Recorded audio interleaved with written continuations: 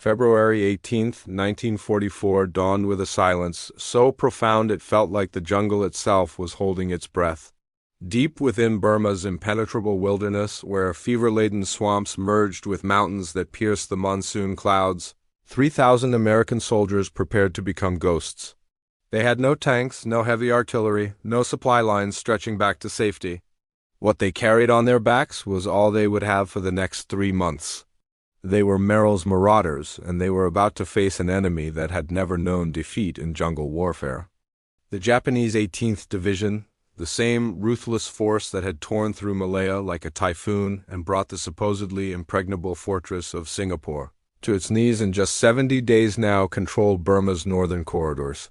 These soldiers, hardened by victory after victory across Southeast Asia, considered themselves invincible in the jungle environment. They had crushed the British, routed the Chinese, and transformed the myth of Western military superiority into ash and memory. Their commander, Lieutenant General Shinichi Tanaka, had issued orders that reflected absolute confidence. Any enemy penetrating their territory would be annihilated without mercy. But Brigadier General Frank, Merrill's volunteers were cut from different cloth than the colonial forces Japan had defeated. Officially designated as the 5,307th Composite Unit, Provisional, they had been recruited from volunteers across the Pacific theater men who had chosen this suicide mission when they could have remained in relative safety. According to records maintained by the United States Army Center of Military History, these soldiers underwent training in India under British Brigadier Ord Wingate's revolutionary long-range penetration tactics, learning to survive where conventional armies would perish. The mission was simple in concept, nearly impossible in execution: march hundreds of miles behind Japanese lines, harass their supply routes, seize strategic positions, and prevent reinforcements from reaching the front where General Joseph Stilwell's Chinese-American forces were attempting to reopen the Burma Road. The stakes reached far beyond Burma's steaming jungles. China, America's ally, was slowly strangling without supplies. The Burma Road represented its only lifeline, and Japan's 18th Division stood as the gate's keeper. Captain Fred Lyons of 2nd Battalion would later recall the moment they crossed from India into Burma. "We weren't marching into hell would have been an upgrade. We were entering a green cathedral of death where the enemy controlled every path, every village, every hill. And we were supposed to somehow beat them at their own game." The Marauders moved in 3 battalions, color-coded for operational simplicity: orange, green, and blue. Each unit functioned as a self-contained force, capable of independent operation yet coordinated toward common objectives. They traveled with Kachin Rangers, indigenous fighters, whose knowledge of Burma's terrain proved invaluable, and a mule train carrying ammunition, radio equipment, and limited medical supplies. March winds carried whispers through Burmese villages that something unprecedented was unfolding. American soldiers, moving like shadows through terrain the Japanese considered impenetrable, were appearing where they should not exist. The Phantom Regiment had begun its deadly work, and the 18th Division was about to learn that their reputation for invincibility could shatter like glass against men who refused to acknowledge the concept of impossible odds. March 3, 1944 marked the first true test of whether American jungle fighters could match Japan's elite warriors in their element. The Marauders had been moving through Burma's northern frontier for 2 weeks, their presence still unknown to the main Japanese forces. Intelligence reports indicated that the village of Wallabum, positioned along the critical calming road, served as a major supply depot for the 18th Division's operations.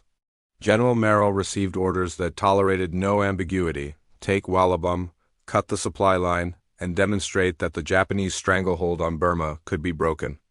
The tactical situation presented nightmare complexity. Wallabum sat in a valley surrounded by ridges the Japanese had fortified with characteristic thoroughness. Approaching the village meant crossing the Tanai River, then advancing through killing fields where Japanese machine gun positions commanded every approach. Conventional military doctrine suggested such an assault would require overwhelming numerical superiority and artillery support. The Marauders had neither. What they possessed instead was audacity refined into tactical art. Colonel Charles Hunter, commanding the 1st Battalion, devised a plan that would become the Marauders' signature throughout the campaign: frontal assault combined with deep envelopment.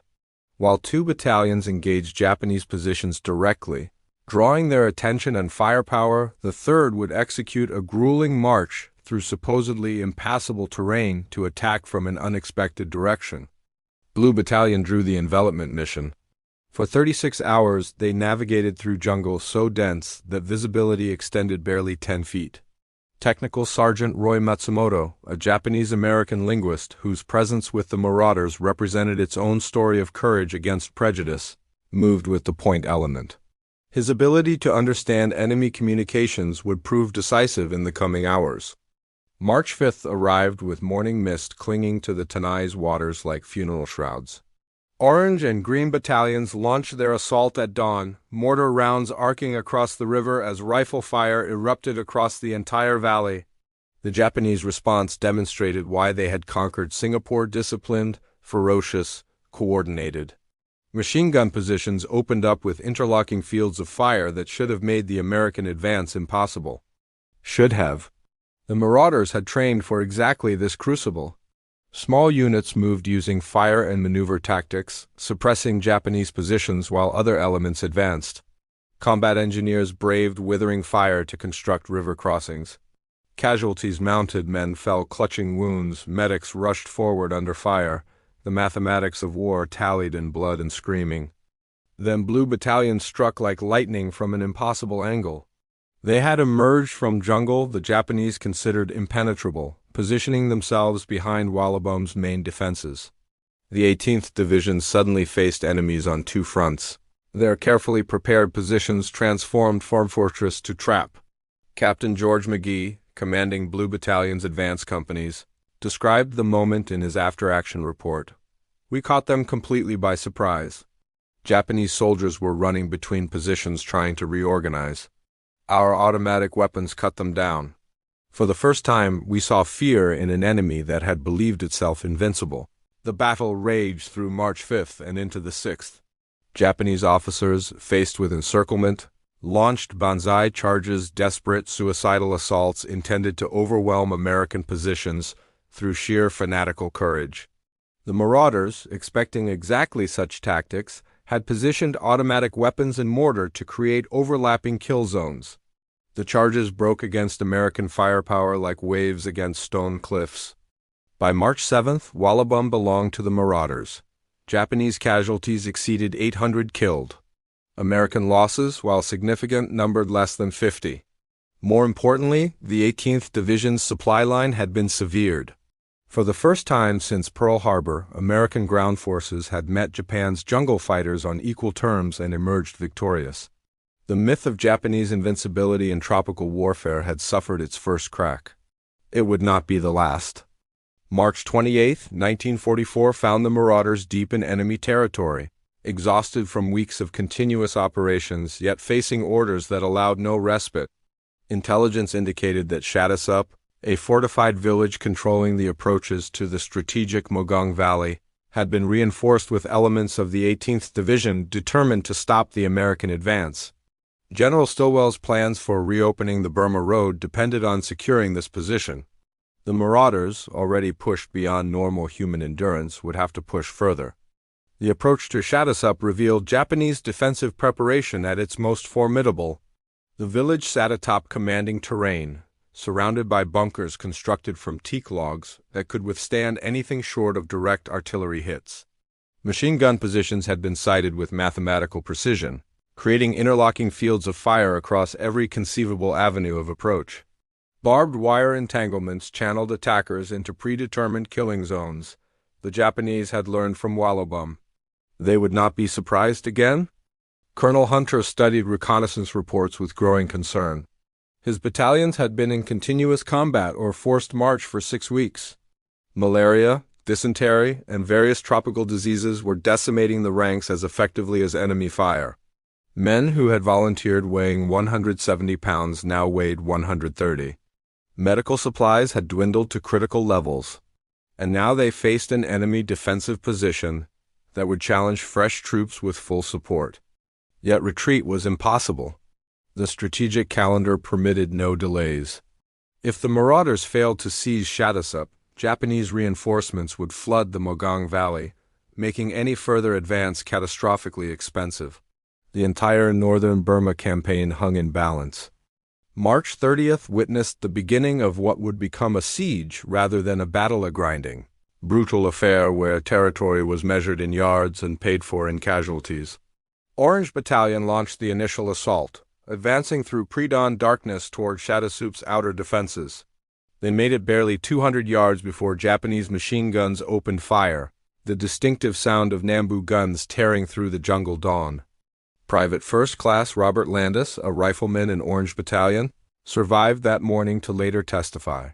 You couldn't see them, couldn't pinpoint their positions. The bullets came from everywhere and nowhere. Men were falling and you kept moving forward because stopping meant dying where you stood. We took maybe 50 yards in 4 hours and it felt like we'd crossed an ocean of fire. The siege settled into a pattern of attack, counterattack, and desperate holding actions. The Marauders would assault a bunker position, suffer casualties taking it, then face immediate Japanese counterattacks attempting to retake the position. Combat devolved into the most brutal close quarters fighting with rifles, grenades, and sometimes knives. The jungle warfare the Japanese had perfected across Southeast Asia met American determination that refused to acknowledge defeat regardless of odds. Technical Sergeant Matsumoto's language skills again proved decisive. Positioned near the front lines, he intercepted Japanese radio communications revealing that a major counterattack was planned for April 2nd. The intelligence allowed Colonel Hunter to reposition his forces and prepare a devastating ambush. When the Japanese attack came, Marauder machine guns and mortar cut it to pieces before it reached American lines. April 4th marked the breakthrough. Green Battalion, having circled through mountain terrain that the Japanese considered impassable for the 4th time in the campaign, appeared on Shadisup's flank. The Japanese commander, facing encirclement, ordered withdrawal. His forces melted into the jungle, leaving behind fortifications they had considered impregnable. The cost of Shadisup shocked even hardened commanders. American casualties approached 200 killed and wounded. Disease claimed even more. But the 18th Division had suffered over 1,000 casualties and lost a critical defensive position. The Marauders had proven at Shadisup what they had suggested at Wallabum. American soldiers could not only fight in the jungle, but could defeat the best jungle fighters Japan could field. The question was whether the Marauders themselves could survive long enough to complete their mission. April 17th, 1944 arrived with monsoon rains that transformed Burma's jungles into a vast, steaming swamp where the distinction between river and land blurred into irrelevance. The Marauders, now reduced by casualties and disease to barely 2,000 effective soldiers, received orders that confirmed their worst fears: seized the airfield at Myitkyina, Burma's northern transportation hub, before Japanese reinforcements could arrive. Between them and that objective lay Inkongatong, a village whose name would become synonymous with the campaign's absolute nadir. The physical condition of the Marauders had deteriorated beyond anything deemed acceptable for combat operations under normal circumstances. According to medical records preserved at the National Archives, over half the unit suffered from some form of tropical disease, malaria, dysentery, typhus, or the mysterious Naga sores that turned minor cuts into suppurating wounds. Men marched with fever temperatures exceeding 103 degrees. Some had been in continuous combat or movement for 60 days without rest. Sleep deprivation, combined with inadequate nutrition, had pushed many to the edge of psychological breakdown. Yet the strategic imperative remained absolute. The Myitkyina airfield represented the key to northern Burma. Its capture would allow Allied aircraft to supply Chinese forces, interdict Japanese logistics, and potentially shift the entire Burma theater's balance. The mission could not wait for the Marauders to recover because the Marauders would never recover under current conditions. They would simply continue, degrading until they ceased to exist as a fighting force. Lieutenant Colonel George McGee, now commanding the combined remnants of multiple battalions after casualties had forced reorganization, issued orders that reflected grim reality rather than military optimism. We're going to take Inkongatong because failure means we die here anyway. At least attacking gives us a chance. The Japanese forces defending Incangante, the 18th Division's 56th Regiment, veterans of Singapore whose combat record spoke to ruthless efficiency. They had prepared defensive positions with the benefit of time and engineering expertise, creating a network of mutually supporting bunkers that dominated the terrain. Additionally, they had flooded low-lying areas, forcing attackers into narrow approaches perfectly registered for artillery and mortar fire. April 19th saw the beginning of what survivors would describe not as battle but as sustained horror. Orange Battalion, spearheading the assault, advanced through waist-deep water under fire from positions they could not see. Japanese snipers, hidden in trees marked for the purpose during defensive preparation, picked off officers and NCOs with methodical precision. Mortar rounds fell with mathematical regularity, their explosions creating geysers of muddy water mixed with shrapnel and worse. Private George Sternlicht, a machine gunner who survived Inkangatang, wrote in his journal, "Men were drowning in water 3 feet deep because they were too weak to stand after being wounded. The screaming never stopped. We'd advance 20 yards and get hit from 3 directions.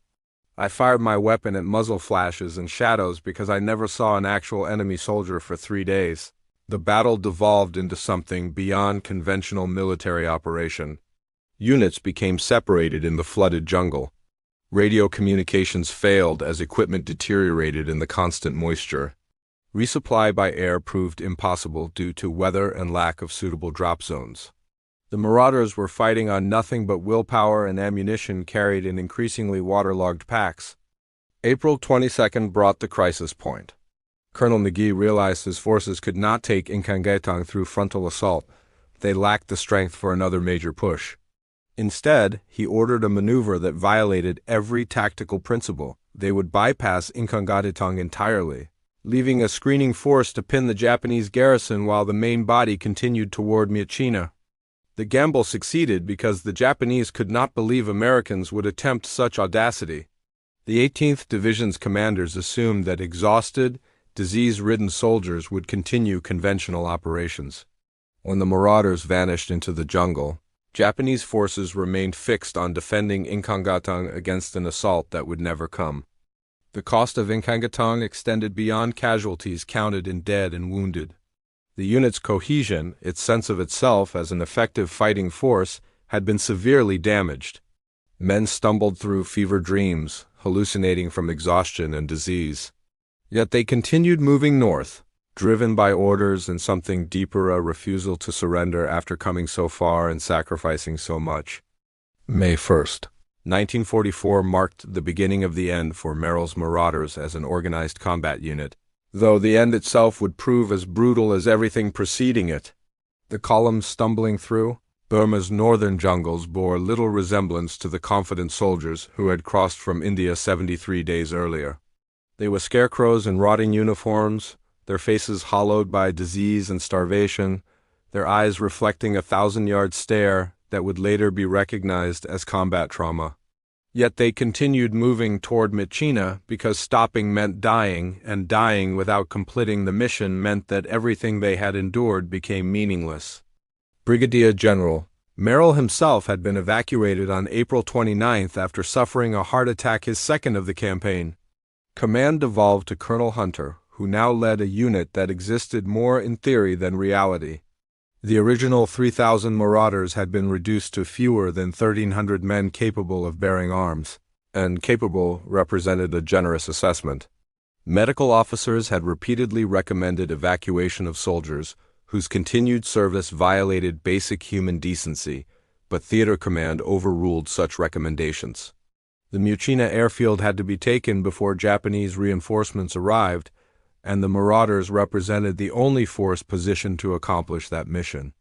The march toward Myitkyina required traversing the Kumen mountain range, a challenge that would test healthy soldiers with full equipment and supplies. The Marauders had none of those advantages. They climbed trails that were barely paths, sometimes moving single file through mountain passages, where a misstep meant a fatal fall. Mules, those patient beasts who had carried supplies throughout the campaign, now struggled and died with increasing frequency. When a mule fell, the Marauders salvaged what ammunition they could carry and continued. Captain Fred Lyons, whose battalion had been reduced to barely company strength, recorded in his diary, "We're beyond exhaustion, beyond pain, beyond fear. We exist in a state that has no name. Men walk in their sleep. Some talk to people who aren't there. Others have stopped talking entirely. But we keep moving because the alternative is surrender, and we've come too far to surrender now." The tactical situation had evolved into desperate complexity. Intelligence reports indicated that the Japanese 18th Division had finally recognized the threat posed by the Marauders' deep penetration and was moving forces to intercept them before they could reach Myitkyina. Meanwhile, Chinese forces under General Stilwell were supposed to be advancing to link up with the Marauders, but communication difficulties made coordination nearly impossible. May 10th brought the Marauders to the hills overlooking Myitkyina. The airfield, clearly visible in the valley below, represented the culmination of everything they had sacrificed to achieve. But between them and that objective lay the Irrawaddy River and whatever Japanese forces had been positioned to defend Burma's northern hub. Colonel Hunter made a decision that reflected both tactical brilliance and the desperate circumstances. They would attack immediately, before Japanese reinforcements arrived and before his own forces deteriorated further. The plan required crossing the Irrawaddy in darkness, then launching a dawn assault on the airfield from an unexpected direction, the east, which Japanese defenders considered improbable due to the terrain difficulties. The night crossing on May 16th represented the campaign's final gamble. The Marauders constructed rafts from bamboo and whatever materials they could salvage, loading themselves and equipment onto craft that inspired little confidence. The Irrawaddy, swollen by early monsoon rains, moved with treacherous currents. Several rafts capsized, drowning soldiers too weak to swim against the current.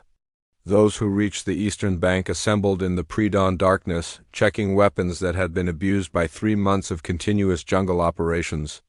Ammunition was critically low. Many soldiers had fewer than 50 rounds. Artillery support was non-existent. They were about to assault a defended airfield with forces and equipment that would have been considered inadequate for a company-level action. May 17th dawned with the sound of gunfire echoing across the Myitkyina Valley. The Marauders had launched their assault, and the outcome would determine whether their incredible march through Burma's deadliest jungles would end in victory or catastrophic defeat. The Ghost Army had reached its objective. Now it had to seize it or die trying, and death seemed the more probable outcome.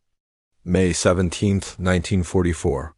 0530 hours, the initial assault waves of Merrill's Marauders, supported by Chinese forces that had finally linked up with them, swept across Myitkyina Airfield's western perimeter. The Japanese defenders, caught completely by surprise, fell back in disarray.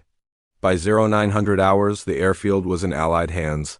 Radio messages flashed back to command. Objective secured, request immediate reinforcement and supply.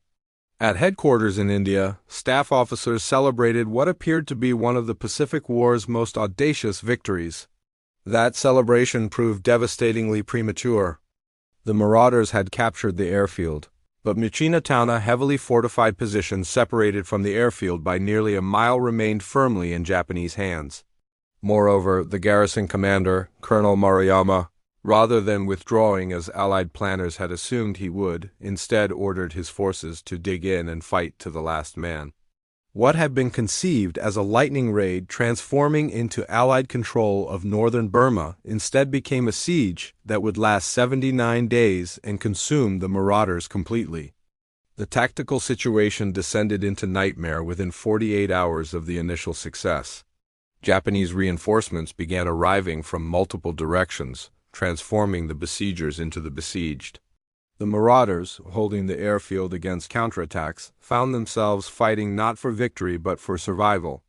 The airfield they had captured became a killing ground where Japanese artillery, positioned in Myitkyina's hills, could strike with impunity.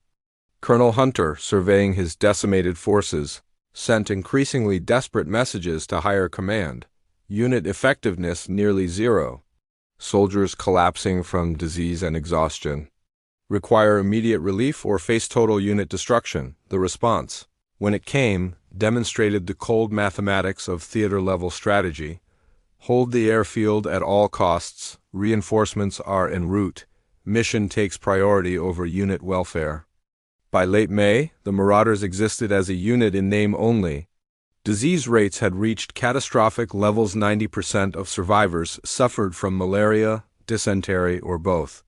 Soldiers fighting from foxholes would lose consciousness from fever, regain consciousness, and continue fighting because no relief existed. Casualties from disease exceeded combat losses by a factor of 5 to 1. The medical evacuation system, overwhelmed by the volume of critically ill men, could not process cases fast enough. Private Charlton Ogburn, who served with the Marauders and later wrote extensively about the campaign, described the situation. We had accomplished the impossible and discovered that the impossible was insufficient. We held an airfield we could barely defend, surrounded by an enemy that refused to retreat, dying from diseases that had no respect for courage or sacrifice. We had become casualties of our own success. June brought monsoon rains that transformed the siege into something medieval in its misery. Trenches filled with water. Wounds that might heal in normal conditions became infected within hours. Supplies airdropped onto the airfield sometimes landed in Japanese-controlled areas.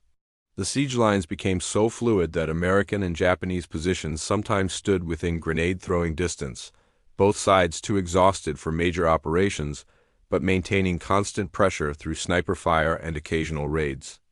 The Japanese 18th Division, fighting with the same suicidal determination that had carried them to victory across Southeast Asia, launched repeated counterattacks attempting to recapture the airfield. Each attack was repulsed, but each defense cost casualties the Marauders could not afford. Fresh American and Chinese units began arriving in late June, but by then the original Marauders had been ground to nothing. July brought the siege's end, not through dramatic breakthrough but through slow strangulation. Japanese supplies, never adequate for prolonged defense, finally ran out. Colonel Maruyama, facing starvation and impossible tactical situation, ordered evacuation on the night of August 3rd. His forces melted into the jungle, leaving behind Michina's ruins and over 3,000 Japanese dead. The town fell to Allied forces on August 4, 1944. The cost of Michina shocked even commanders hardened by years of brutal warfare. Of the original 3,000 Marauders who had crossed into Burma in February, only 200 were present for duty by August. Not 200 remained combat effective, 200 simply remained alive and not hospitalized. Casualty statistics told the story: 93% casualty rate when disease and combat losses were combined. No American unit in World War II would suffer comparable attrition rates. August 5, 1944 witnessed the formal deactivation of the 5,307th Composite Unit, Provisional, Merrill's Marauders as they would forever be known. The unit that had existed for barely 6 months had accomplished what conventional military wisdom deemed impossible: defeated the Japanese 18th Division, the Conquerors of Singapore, in 35 separate engagements across Burma's most hostile terrain. They had marched over 1,000 miles through jungle, mountain, and swamp. They had captured their objective against overwhelming odds, and they had been destroyed in the process.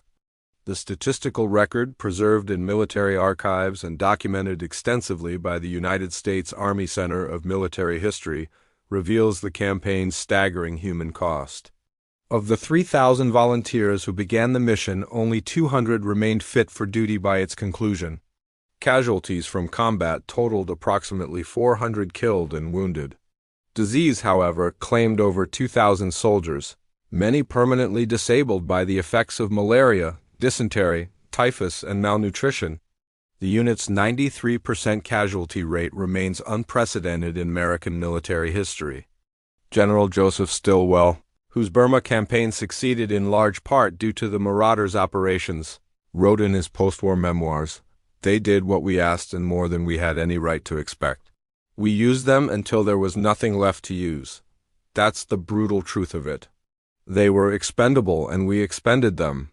The controversy over the Marauders' employment began before the war ended and continues among military historians today. Critics argued that Theater Command had violated fundamental principles of personnel management by pushing the unit beyond sustainable operational limits.